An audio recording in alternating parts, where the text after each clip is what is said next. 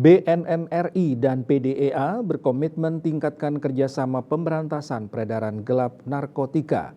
Sharing data intelijen dan pengawasan perbatasan menjadi hal penting dalam penanganan kedua negara.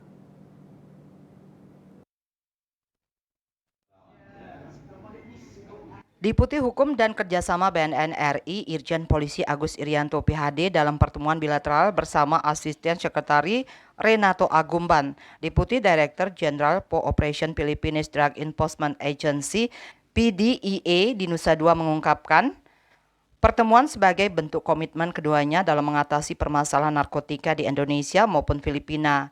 BNN RI dan PDEA sepakat melakukan peningkatan kerjasama dalam menemukan solusi yang komprehensif mengatasi permasalahan narkotika di kedua negara. Dua hal penting yang menjadi sorotan yaitu sharing data intelijen dan pengawasan perbatasan.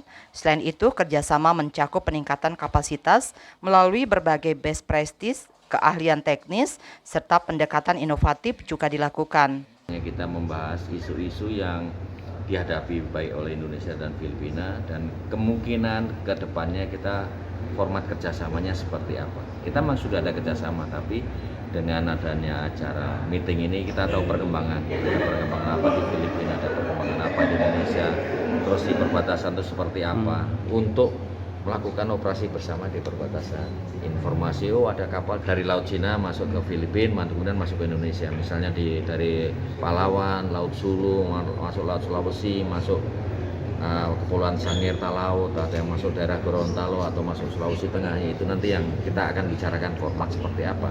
Dan itu kan perbatasan antara kita dengan mereka gitu.